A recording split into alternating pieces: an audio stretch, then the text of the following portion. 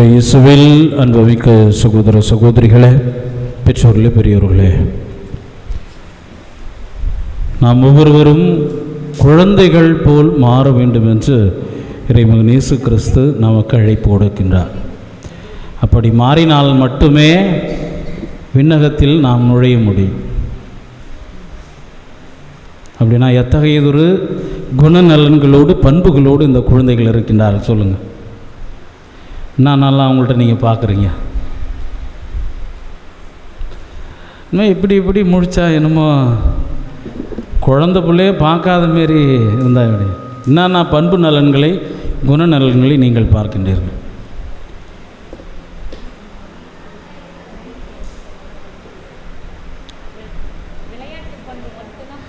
நான் கேட்குற கேள்வி புரியலையா? குழந்தைங்கள்ட்ட என்னென்னலாம் பார்க்குறீங்க?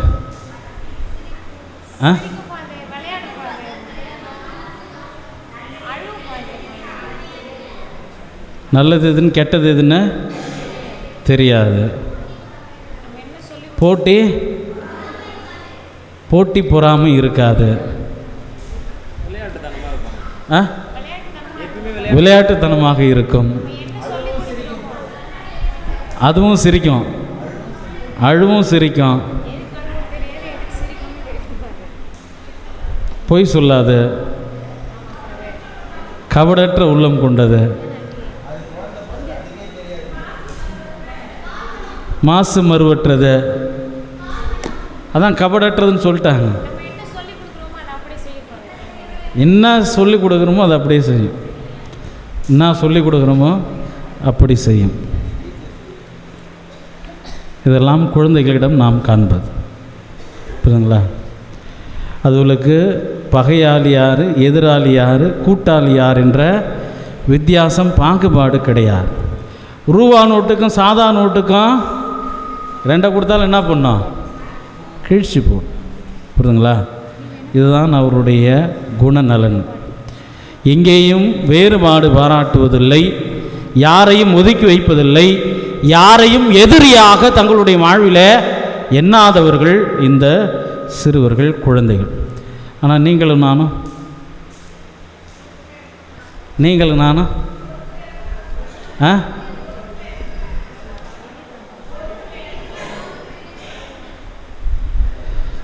குழந்தை நிலையிலிருந்து முற்றிலும் மாறுபட்டவர்கள். ஒரு சில இடன்ட்டு அப்படியே தப்பிச்சிக்கலாம் கூடாது.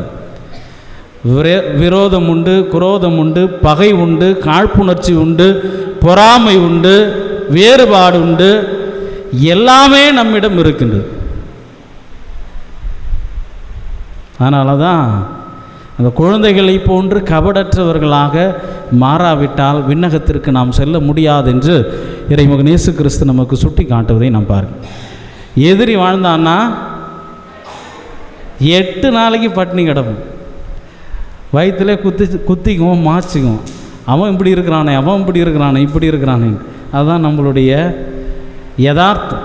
இது யாரும் மறுக்கவே முடியாது. எனக்கு அப்படிலாம் இல்லை ஃபாதர், நான் எல்லாரையும் அன்பு செய்வோம் ஃபாதர் அப்படின்லாம் இதெல்லாம் ஏற்றுக்கொள்ளவே முடியாது. அவன் அடைய தட்டினானா நான் தொடையனாச்சும் தட்டியாக வேண்டும் என்று வீம்புக்காக வாழ்கின்ற ஒரு சமூகத்தில் நாம் இருந்து கொண்டு இருக்கின்றோம். இயேசுவில் அன்புமிக்க சகோதர சகோதரிகளே, பெற்றோர்களே, பெரியவர்களே, இதுதான் யதார்த்தம். எனவே இந்த குழந்தைகளை போன்று நாம் மாற வேண்டும். சாமியார் பூசை வைக்கும்போது கெட்ட பழக்கம் செய்கிறாரு. அவர் பூசையிலேயே ஹார்லிக்ஸ் குடிக்கிறாரு, அவர் டீ குடிக்கிறாரு, அவர் கெட்ட பழக்கம் செய்கிறாரு அப்படின்ட்டு சின்ன புள்ள யார் நளினா அவங்க ஆயாட்ட அவங்க அம்மாட்ட அங்கே இருக்கிறவங்கள்ட்டலாம் சொல்லும். சாமியார் கெட்ட பழக்கம் பூசையில் பாரு அவர் ஹார்லிக்ஸ் குடிக்கிறாரு, டீ குடிக்கிறாரு. நான் அந்த ரசம் குடிப்பதை பார்த்து நளினா சொல்லுவேன். யதார்த்தத்தினுடைய ஒரு பிரசன்னம் இந்த குழந்தை. அவர்கள் பார்ப்பது நம்ம வீட்டில் என்ன பார்க்குறோமோ அதை அப்படியே ஒப்பிட்டு பார்ப்போம். கள்ளம் கபடற்றவர்களாக அவர்கள் தங்களுடைய வாழ்வில் இருக்கின்றார். அதுதான் குழந்தைகள். அந்த குழந்தைகள் பிறக்கின்ற பொழுது வானதூதர்களாக பிறக்கின்றார்கள். அவர்களுக்கு அவர்களுடைய கால்கள் வளருகின்ற பொழுது இறக்கைகள் முறிக்கப்படுகின்றன என்று ஒரு கவிஞர் கூறுகிறார். அந்த கால் என்பது அவர்களுடைய அறிவை சுட்டி காட்டுகிறது. அறிவு வளர்ச்சியின் காரணமாக அந்த வானதூதனுடைய அந்த இறக்கையானது முறிக்கப்படுகின்றது என்று சுட்டி காட்டுகிறார். இப்போ அறிவு வளர வளர அந்த இறைவனுடைய நிலையிலிருந்து நம்முடைய அந்த குழந்தை பருவத்திலிருந்து நாம் விளங்குகின்ற பொழுது எல்லாமே நமக்குள் போட்டியாக, பொறாமையாக, காழ்ப்புணர்ச்சியாக, வெறுப்புணர்ச்சியாக மாறுகின்றது. இத்தகைய ஒரு நிலையிலே யாரையும் நம்மால் அன்பு செய்ய முடியாது. யாரையும் அன்பு செய்ய முடியாத நாம் இறைவனை அன்பு செய்ய முடியாது. அப்படிப்பட்ட ஒரு சூழ்நிலையில் விண்ணுலகத்துக்கு செல்ல முடியாது என்பதனைத்தான் இறைமகன் இயேசு கிறிஸ்து அழுத்தம் திருத்தமாக சுட்டி காட்டேன். என்னால் யாரையும் அன்பு செய்ய முடியவில்லை என்றால், அவருடைய சாயலில் படைக்கப்பட்ட மனிதர்களை அன்பு செய்ய முடியவில்லை என்றால், இறைவனை என்னால் எப்படி அன்பு செய்ய முடியும்? இப்போ உங்களுக்குள் யார் உரைகின்றத? யார் உரைகின்றத? நீங்கள் ஒவ்வொருத்தரும் யாருனுடைய சாயல்? இயேசுவின் சாயல், கடவுளுடைய சாயல். புரியுதா?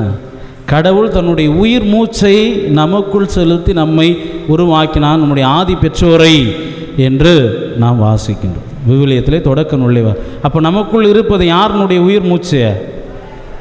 கடவுளுடைய உயிர் மூச்சு. அப்போ கடவுளுடைய சாயல், அவருடைய சாயலில் படைக்கப்பட்டு அவருடைய உயிர் மூச்சின் வழியாக வாழ்ந்து கொண்டிருக்கின்ற நாம் அவருடைய சாயலில் இருக்கின்ற இன்னொருவரை என்னால் ஏற்றுக்கொள்ள முடிகின்றதா? என்னால் அன்பு செய்ய முடிகின்றதா? அப்படி இல்லை என்றால் கண்ணுக்கு புலப்படாத இறைவனை என்னால் எவ்வாறு அன்பு செய்ய முடியும் என்று எண்ணி பார்க்க நாம் அழைக்கப்படுகிறோம்.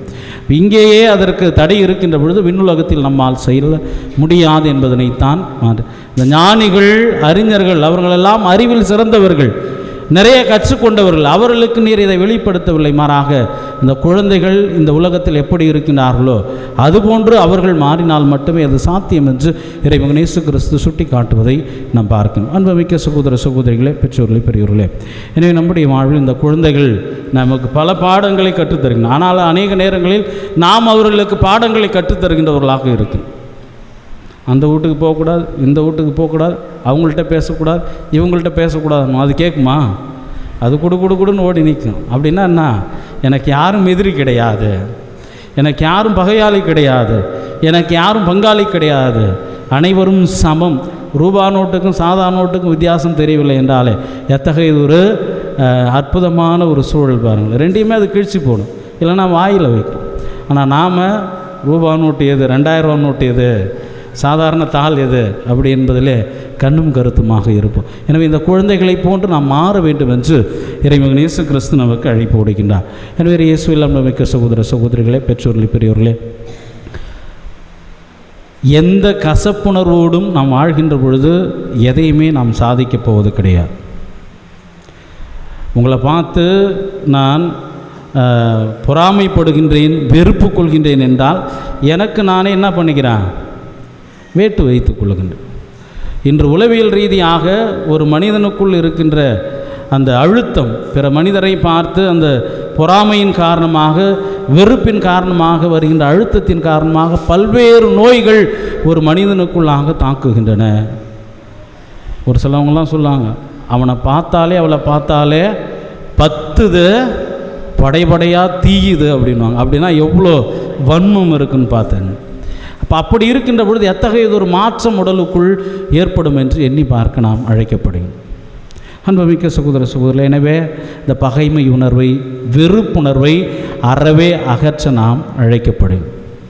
ஏன்னா நம்முடைய பாதுகாவலர் கூடிய அற்புதரான பதவி புனித அந்தோனியார் யாரெல்லாம் தன்னை வெறுத்தார்களோ அவர்களை அன்பு செய்தவராக இருக்கின்றார். தனக்கு உணவில் விஷம் கலந்து வைத்தவர்களை கூட அவர் என்ன பண்ணல? வெறுக்கவில்லை, அவர்களை திட்டவில்லை, ஏசவில்லை, கொடையவில்லை, எந்த ஒரு கெட்ட வார்த்தையும் பேசவில்லை. மாறாக தான் ஏற்றுக்கொண்ட அந்த நம்பிக்கையை அவர்களுக்கு என்பிக்கின்ற வண்ணமாக அவர்கள் இறைமகன் இயேசு கிறிஸ்து தான் உண்மையான ஆண்டவர் என்பதனை நிரூபிக்கின்ற வண்ணமாக அது ஒரு வாய்ப்பாக பயன்படுத்தினார். எனவே தான் நஞ்சு கலந்த உளவிலே சிலுவை அடையாளம் வரைந்து அந்த உணவை உண்டு நீங்கள் எதை செய்தீர்களோ அது நடக்கவில்லை, எனவே நீங்கள் சொன்னது போல உண்மையான ஆண்டவரை, மெய்மறையை தழுவுங்கள் என்று அழைப்பு கொடுத்தவராக இருப்பதை நாம் பார்க்கணும். அப்போ தன்னுடைய உயிருக்கே உலை வைத்தவர்கள், வேட்டு வைத்தவர்கள், அவர்களையே அவர் ஒன்றுமே செய்யவில்லை. அப்போ நாம் ஏமாத்துறோம். எதற்காக இந்த பகைமை உணர்வு, வெறுப்புணர்வு, குரோதம், விரோதம் எல்லாம். எனவே அத்தனையும் அகற்றிவிட்டு நம்மை பிறர் அன்பு செய்ய வேண்டும், நாம் சொல்லுகின்ற பொழுது பிறர் நமக்குரியதை செய்ய வேண்டும் என்று எண்ணுகின்ற நாம் பிறருக்கும் அதை செய்ய தயாராக இருக்கின்றவர்களாக இருக்கின்றோமா என்று எண்ணி பார்க்க நாம் ஒவ்வொருவரும் அழைக்கப்படுகின்றோம். அன்புமிக்க சகோதர சகோதரிகளே, நாம் வாழ்ந்து கொண்டு இருக்கின்ற இந்த காலகட்டத்தில் கத்தோலிக்க திருச்சபைக்கு எதிரான பொய் பரப்புரைகள் அங்குமங்குமாக வளர்வது யதார்த்தமான ஒன்று. ஆனால் நம் வாழ்கின்ற இந்த சூழலில் அதிகமாக இருப்பது அது கவலைக்கிடம் அளிக்கின்றது. ஆனால் உண்மை நிலையை அவர்கள் புரிந்து கொள்ள புரியுதுங்களா? உண்மை நிலையை அவர்கள் புரிந்து கொண்டால் மட்டுமே உண்மையை பின்பற்ற முடியும். சும்மா விதண்டாவாதத்துக்கு வீம்புக்காக நான் போயிட்டேன், திரும்பி வந்தால் என்னை கேவலமாக எண்ணுவார்கள், என்னை அசிங்கமாக பேசுவார்கள் என்று எண்ணிக்கொண்டிருந்தார்கள் என்றால் உண்மையை உணராமலே அவர்கள் மாண்டு போக வேண்டியது தான். ஏன்னா இறைமகன் இயேசு கிறிஸ்து எங்கேயாவது அற்புதங்களையும் அதிசயங்களையும் செய்கின்ற பொழுது எல்லாரையும் கூப்பிட்டு தம்பட்டை அடித்து கைத்தட்டி ஏதாவது செஞ்சுருக்காரா? ஏதாவது செஞ்சுருக்காரா? நீ உண்மையிலேயே ஒருவருக்கு நல்லது செய்ய வேண்டும் என்றால் என்ன பண்ணணும்? என்ன பண்ணணும்? வலது கை செய்வது தெரியாமல் செய்யும். எந்த பிரிவினையும் சகோதரனாவது சகோதரியாவது அப்படி செய்வதுண்டா? செய்கிறாங்களா? அப்படின்னா என்ன? எல்லாம் விளம்பரம், துட்டு, மணி, மாலு, பைசா, இதுக்காக அவர்கள் ஒரு விதமான சூழலை உருவாக்கி ஒரு நாடகம் நடத்தி உண்மைக்கு புறம்பாக பேசுவதுதான் அவர்களுடைய தர்க்கமாக இருக்கு. இங்கே எழுந்தருளி வருகின்ற இந்த நற்கருணையில் ஆண்டவர் இருக்கின்றாரா இல்லையா? பூசை முடிஞ்ச பிறகு இருக்காரா இல்லையா? பூசை முடிஞ்ச பிறகு அதில் இல்லை, அது சாதாரண அப்பம் என்பதுதான் அவர்களுடைய வாதம். நற்கருணையில் எல்லாம் கூடி வரும்போது அது அப்பமாக மாறும், ரசமாக இயேசுவனுடைய இரத்தமாக மாறும். ஆனால் முடிஞ்சு கூட்டெல்லாம் முடிஞ்சு போன பிறகு அது சாதாரண அப்பம். இது எந்த உலகத்தில் ஏற்றுக்கொள்ளக்கூடியது? அரிசி இருக்குது, அதை சமைக்கிறீங்க, சாப்பிட்டு முடிச்சு எல்லாம் உங்களுக்கு தட்டுக்கட்டெல்லாம் கழுவின பிறகு திருப்பி அரிசி ஆகிடுமா? ஆகுமா? அப்போ சமைக்கப்பட்டது அது உணவு, அது அப்படியே தான் இருக்கும், அது மீண்டும் அரிசியாக மாறா. இங்கே அந்த நடுத்திருப்பலியில் நற்கருணை கொண்டாட்டத்திலே இந்த வசீகர வார்த்தையால் குருவானவர் அப்பத்தின் மீதும் ரசத்தின் மீதும் தன்னுடைய கைகளை வைத்து ஜெபிக்கின்ற பொழுது கிறிஸ்துவனுடைய திருவுடலாகவும் திரு ரத்தமாகவும் மாறுகின்றது. ஒருபொழுதும் திருப்பி என்னவா மாறாத சாதாரண அப்பமாகவும் ரசமாகவும் மாறா. எனவேதான் கிறிஸ்துவின் திருவுடலாகவும் திரு ரத்தமாகவும் மாறியதை நற்கருணை பேழையிலே வைக்கணும். அவர்களுக்கு அது என்னது? கூட்டம் கூட்டினா அது அப்பம் ரசம், கிறிஸ்துவனுடைய திருவுடல் திருத்தம். அவங்க கூட்டம் காட்டுதுன்னா அது சாதாரண அப்பம் ரசம். யார் வேணாலும் போட்டு மிதிக்கலாம், யார் வேணாலும். இது எப்படி சாத்தியம்? அப்போ அடிப்படை புரிதலே இல்லாதவர்கள். அதைத்தான் இறைமகன் இயேசு கிறிஸ்து இன்றைய நாளிலே நமக்கு தெளிவுபடுத்துகின்றார். ஞானிகள், மறை போதகர்கள், வல்லுநர்கள் என்று சொல்லுகின்றவர்களுக்கெல்லாம் இது விளங்கப் போவதில்லை. ஏனென்றால் ஞானத்தில் சிறந்தவர்கள் கிரேக்கர்கள். அவர்களே கிறிஸ்துவனுடைய அந்த சாவை அவர்களால் ஏற்றுக்கொள்ள முடியவில்லை, விமர்சனத்துக்குள்ளாக்கியவர்கள். எனவே அவர்கள் மடமை என்று கருதுவது கிறிஸ்து அதை ஒப்புயர்வற்ற ஒன்றாக அதை மாற்றினார் என்று புனித பவுலடிகளார் சுட்டி காட்டுவதை நாம் பார்க்கிறோம். பிறருக்கு எது மடமையோ அதை இறைவன் உயர்த்தினார். அன்புமிக்க சகோதர சகோதரர்கள், எனவே இந்த புரிதல் இல்லாதவர்கள் பிரிவினை சகோதர சகோதரர்கள். ஏதோ ஒரு சூழ்நிலையில் எங்கேயோ அவர்கள் தடம் மாறியவர்கள் மீண்டும் வருவதற்கு அவர்களுக்கு மனமில்லை. எனவே இந்த எல்லா 7 திருவருட்சாதனங்களையும் அவர்கள் கேள்வி கேட்பதுண்டு. அவங்க எத்தனை திருவருட்சாதனம் வச்சுருக்காங்க தெரியுமா? அவங்க எத்தனை? அவர்கள் எத்தனை திருவருட்சாதனம் வச்சுருக்குறாங்க? அவங்க வச்சுருக்காங்க.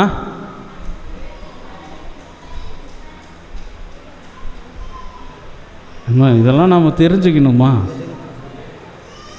2 தான், ஒரு சிலவங்க 3. அது அவன் சபையை உருவாக்குறத பொறுத்து. ஒன்று திருமுழுக்கு, இன்னொன்று பீ டும் டும் டும் டும் டும் கல்யாணம். தேவைப்பட்டால் என்னுடைய வசதிக்கு ஏற்ப நற்கருணையை நான் வைத்துக்கொள்வேன் என்னுடைய சபையில், இல்லைன்னா அதுவும் கிடையாது. அப்போ எல்லாரும் வைத்து கொண்டு இருப்பது எத்தனை? 2 தான். ஆனால் கத்தோலிக்க திருச்சபையில் இருப்பது எத்தனை? 7 ஏதோ போன போக்கில் வந்த வாக்கில் வைத்தது கிடையாது. விவிலியத்தினுடைய அடிப்படையில் வைத்தது. இந்த நற்கருணை ஸ்தாபித்தவர் யார்?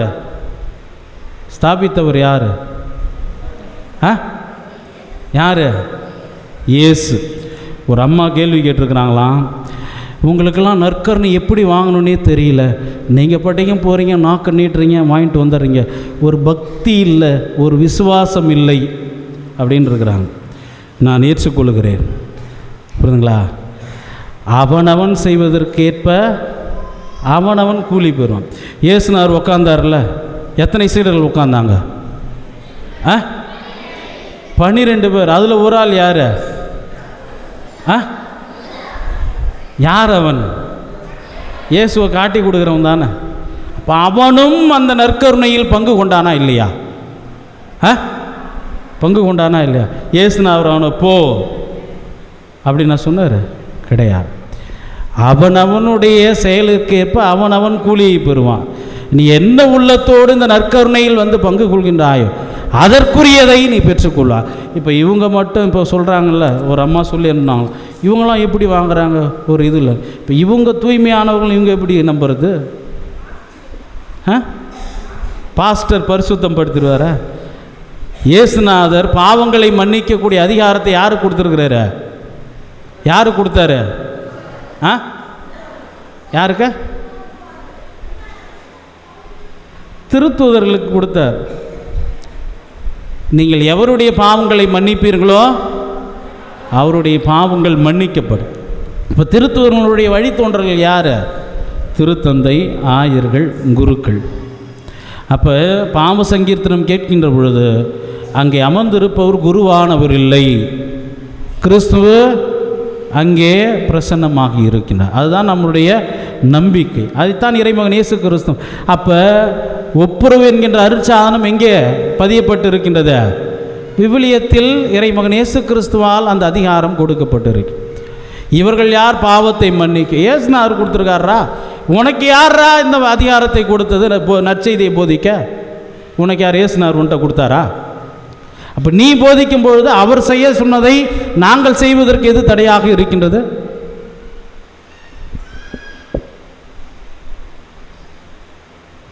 எனவே இயேசுவில் அன்புமிக்க சகோதர சகோதரிகளே, பெற்றோர்களே, பெரியவர்களே, இந்த மாரி கேள்வி கேட்டால் நீங்கள் என்ன பண்ணணும்? அப்படியே நெத்தி அடி கொடுக்கணும். அப்போ இந்த மெய்மறையை பற்றிய உண்மையை தெளிவாக ஆழ்ந்து கற்றிருந்தால் மட்டுமே அதை செய்ய முடியும். நம்முடைய பாதுகாவலர் கோடி அற்புதரான பதவி புனித அந்தோனியார் விசேஷ விதமாக தப்பறை கொள்கைகளை முறியடிப்பதற்காக அனுப்பப்பட்டவர். ஒரு தனி மனிதனாக சென்று எங்கெல்லாம் இந்த தப்பறை கொள்கை மேலோங்கியதோ அங்கெல்லாம் தப்பறை கொள்கைகளை தகர்த்தெறிந்து மெய்மறையின் பால் அவர்களை ஈர்த்து வந்தவர். அப்போ அத்தகையதொரு பணியாளர்களாக, அத்தகையதொரு பிரதிநிதிகளாக நம்முடைய வாழ்விலே நாம் செயல்பட அழைக்கப்படுகிறோம். எனவே இயேசுவில் அன்புமிக்க சகோதர சகோதரிகளே, பெற்றோர்களே, பெரியவர்களே, எனவே கூடி அற்புதரான பதவி புனித அந்தோனியார் எவ்வாறு தன்னுடைய வாழ்விலே நற்கருணை ஆண்டவரின் மீதும் அன்னை மரியாளின் மீதும் ஆழ்ந்த பக்தி கொண்டிருந்தாரோ அதை போன்று நாமும் கொண்டிருக்க அழைக்கப்படுகின்றோம்.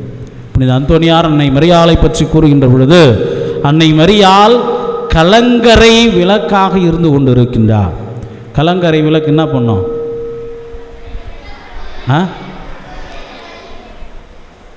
என்னது? கடலில் தத்தளிக்கின்றவர்கள் அல்லது கடலில் பயணித்து கொண்டிருக்கின்றவர்கள் இதுதான் கரை என்று காண்பித்து கரை சேர்ப்பது. அதுபோன்று கரை சேர்க்கக்கூடியவள் அன்னை மரியாள் என்று கோடி அற்புதரான பதவி புனித அந்தோனியார் சுட்டி காட்டுகிறார்.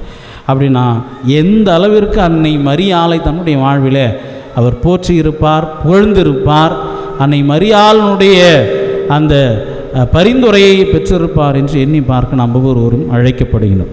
எனவே கூடிய அற்புதரான பதவி புனித அந்தோனியாரின் மீது, அந்தோனியாரினுடைய வழிகாட்டுதலில், பாதுகாவலில், வழிநடத்தலில் இருக்கின்ற நாம் அவரை போன்று அன்னை மரியாளின் மீதும் ஆண்டவரின் மீதும் நம்பிக்கை கொண்ட பணியாளர்களாக, விசுவாசிகளாக வாழவும், தொடர்ந்து மெய்மறையை பிறருக்கு பறைசாற்றுகின்றவர்களாக இருக்க இறைவன் அருள் புரிய நம்முடைய விசுவாசத்தை ஆழப்படுத்த வேண்டும் என்று தொடர்ந்து மன்றாடுவோம்.